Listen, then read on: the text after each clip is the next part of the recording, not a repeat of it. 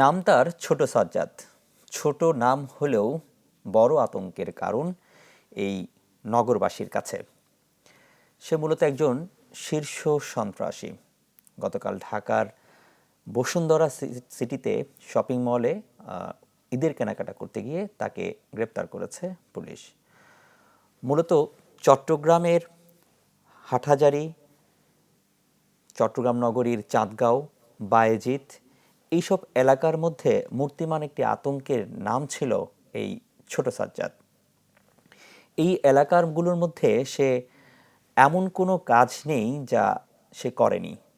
মূলত প্রকাশ্যে অস্ত্রবাজি, চাঁদা, আধিপত্য বিস্তার, জায়গা দখল, হত্যা, দিন দুপুরে হত্যা সে করেছে এবং তার এই কারণেই পুরো এলাকায় সে একটি বড় আতঙ্কের নাম। এবং তার এই যে বেড়ে ওঠাটাও কিন্তু সেই একই এলাকায়। সে মূলত তার যে বাড়ি সেটি হচ্ছে বায়েজিদের পাশের যে উপজেলা, যেমন হাটহাজারীর খুব কাছেই শিকারপুর এলাকায় সে জামাল হোসেনের ছেলে।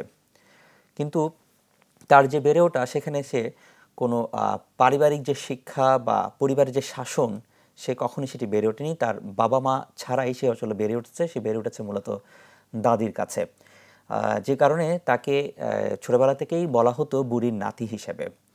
তো তার যে দাদি, সে দাদি ভিক্ষা করে আসলে দিনাতিপাত করতেন এবং সেও ছোটবেলায় একেবারেই ছোটবেলায় সে একটি দোকানে কাজ করেছে। বিভিন্ন দোকানে সে আসলে কাজ করেছে।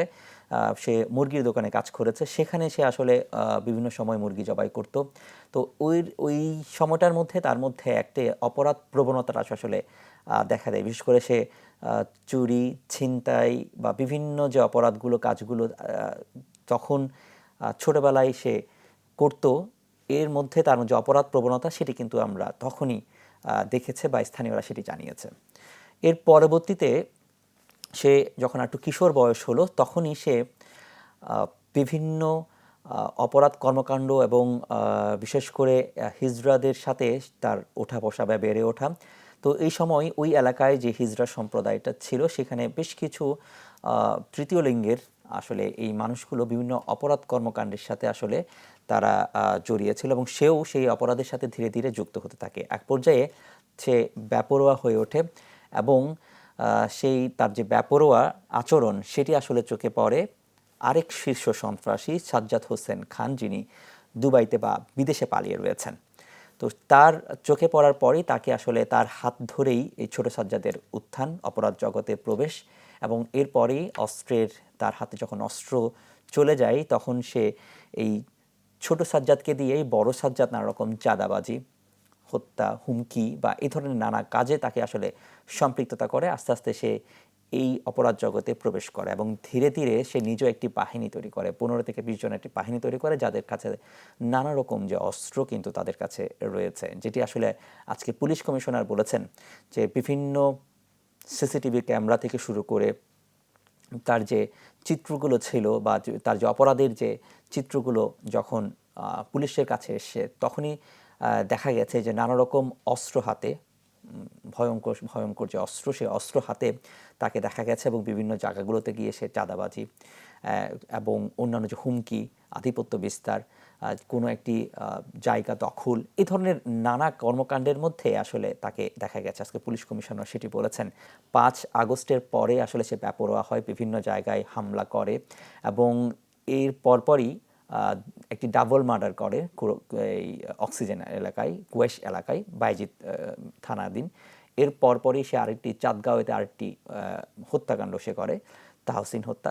তো এরপরই আসলে যখন পুলিশ তৎপর হয়, তখনই সে আসলে গা ঢাকা দেয় এবং সে লুকিয়েছিল মূলত রাউজান এবং রাঙ্গুনিয়ার যে গহীন পাহাড়, সেই পাহাড়ের তাদের একটি আস্তানা রয়েছে অপরাধীদের।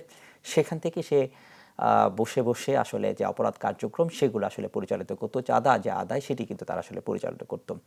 কিন্তু সেই গহীন এলাকাটিতে অর্থাৎ রাঙ্গুনি এবং রাউজানের এই এলাকাটিতে আসলে পুলিশও যেতে পারেনি বা বিভিন্ন কারণে নানা সীমাবদ্ধতার কারণে সেখানে পুলিশ অভিযান পরিচালনা করতে পারেনি, কারণ তাদের কাছে কি পরিমাণ অস্ত্র রয়েছে বা এই যে পুলিশের যে নিরাপত্তা সেই বিষয়গুলো একটা বড় গুরুত্বপূর্ণ কারণ হয়ে উঠেছিল।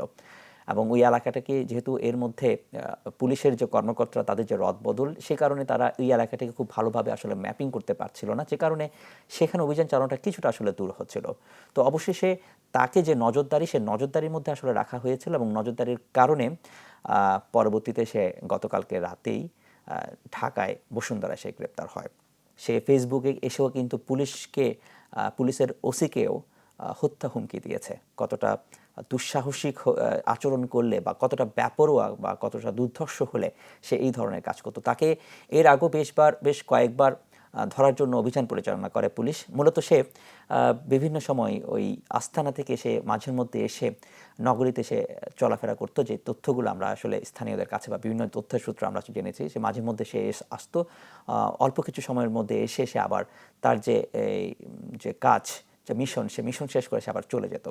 তো এরকম বেশ কিছু সময় পুলিশ তাকে ধরার জন্য অভিযান পরিচালনা করে, কিন্তু একটা শেষে কিন্তু সে তার যে অভিযান কিন্তু মধ্যেও সে কিন্তু পালিয়ে যায়। তেমন একটি ঘটনাও কিন্তু ঘটেছে। তাকে যখন অভিযান পুলিশ ধরতে যায় তখন সে একটি ভবনের উপরে সে লাফ দিয়ে আরেকটি ভবনে সে পালিয়ে যায় এবং সে সময় পুলিশকে গুলি ছুটতে ছুটতে সে আসলে পালিয়ে যায় এবং তার এই গুলিতে বেশ কয়েকজন আহত, গুলিবিদ্ধ হওয়ার খবরও আমরা আসলে জেনেছি। তো দুর্ধর্ষ এই সন্ত্রাসী গ্রেপ্তার হওয়ার পর নগরবাসীর মধ্যে বা ওই এলাকার মধ্যে কিছুটা স্বস্তি নামলেও আমরা আজকেও দেখেছি তার যে স্ত্রী, তিনি লাইভে এসে হুমকি দিয়েছেন যে খুব দ্রুত তার যে কারিগরি টাকা বা অনেক টাকা, সেই টাকা খরচ করে তাকে জামিনে নিয়ে আসা হবে। তো তাকে জামিনে আনার পরে সে আরও বেশি দুর্ধর্ষ হয়ে উঠবে, তারই একটি ইঙ্গিত কিন্তু দিয়েছেন তার স্ত্রী। বলেছেন যে তাদেরকে দেখে নেওয়া হবে যারা খুশি হয়েছে বা তার গ্রেপ্তারে স্বস্তি প্রকাশ করেছে বা স্বস্তিতে আছে, তাদেরকে দেখে নেওয়ার একটা হুমকিও কিন্তু তিনি পরোক্ষ বা প্রত্যক্ষভাবে তিনি আসলে দিয়ে দিয়েছেন। এবং সে যে জামিনে আসার পর যে কতটা দুর্ধর্ষ হয়ে উঠবে সেটির একটা ইঙ্গিত কিন্তু এখানে আমরা তার স্ত্রীর কথায় আমরা কিন্তু পাচ্ছি।